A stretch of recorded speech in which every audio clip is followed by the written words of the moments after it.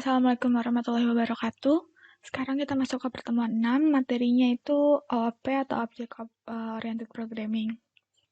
OOP itu adalah suatu pemrograman yang berorientasi objek, di mana objek tersebut memiliki perilaku atau behavior dan sifat atau attributes. Nah, objek ini menghubungkan berbagai kelas dan berinteraksi satu sama lain untuk membentuk suatu program sesuai perintah.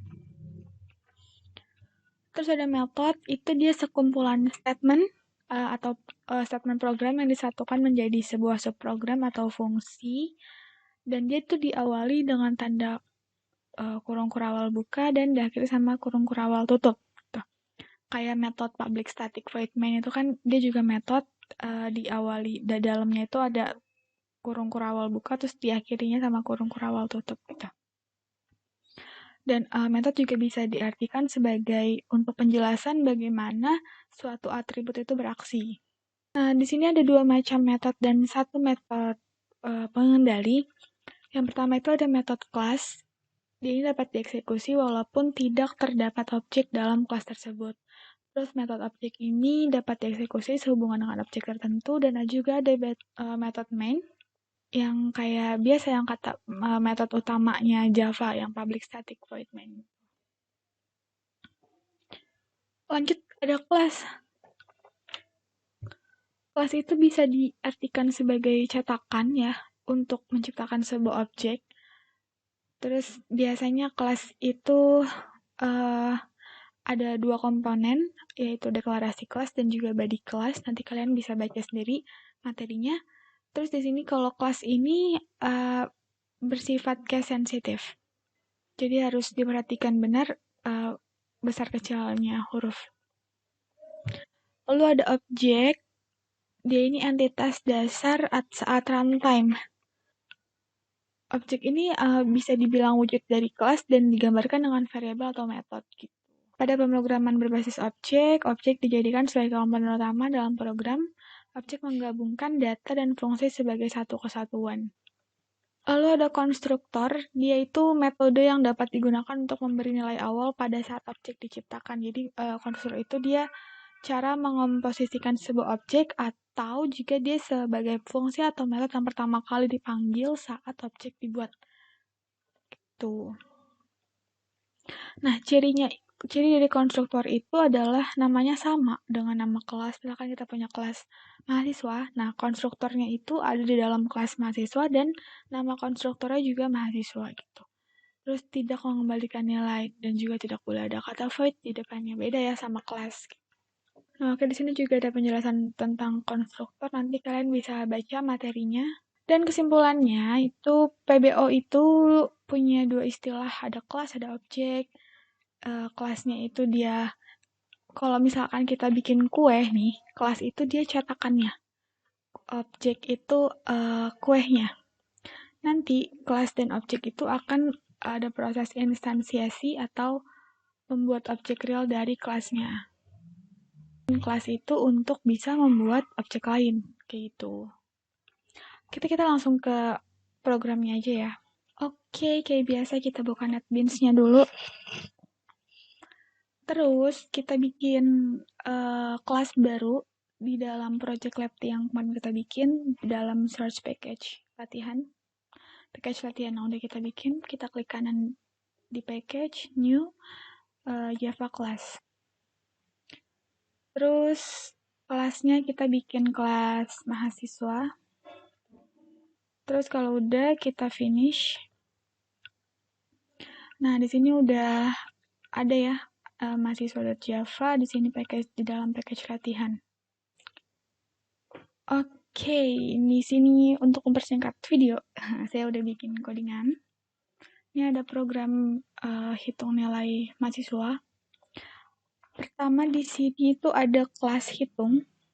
Oke, sebelumnya kita ke sini dulu. Di sini biasa kita punya kelas mahasiswa. Terus di sini ada metode mainnya Java. Kemudian di sini ada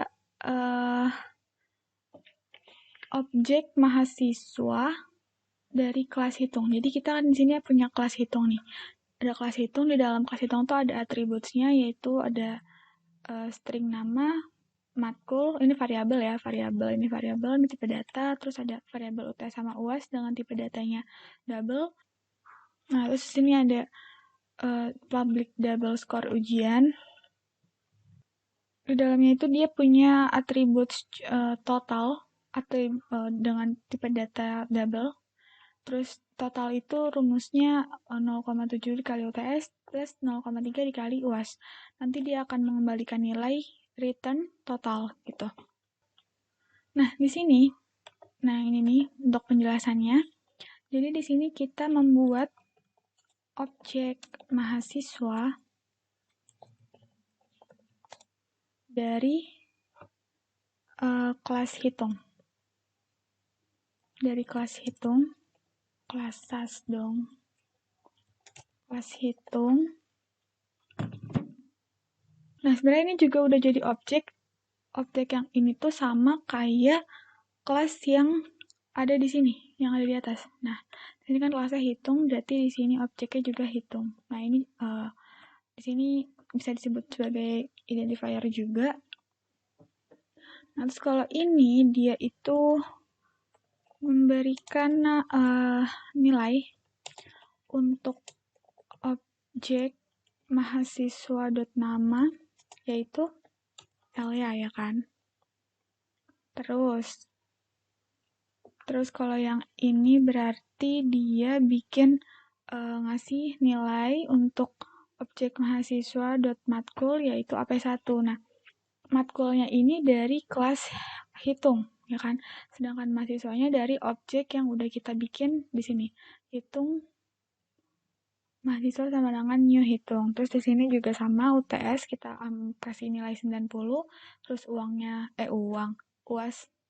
Terus UASnya 85. Terus di sini ada double score, mahasiswa.score ujian, berarti dia ngambil nilainya dari yang hasil perhitungan ini. Gitu. Ngambil dari hasil perhitungan itu, terus nanti setelahnya baru kita sys out atau kita print namanya ini diambil dari nilai yang udah dimasukin di variabel nama yang ada di dalam objek mahasiswa, ya kan?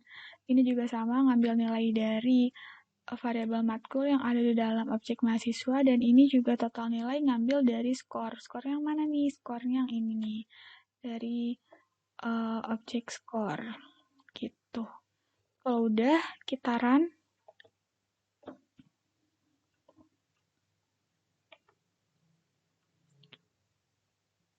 Nah, kalau udah di run, hasilnya nama Elia, mata kuliahnya AP1, total nilainya 88,5. Udah, kayak gitu. Oke, jadinya untuk pertemuan 6, aktivitinya kayak gini ya. Kalau misalkan ada yang kurang jelas, bisa ditanya saat sesi Google Meet praktikum. Terima kasih. Wassalamualaikum warahmatullahi wabarakatuh.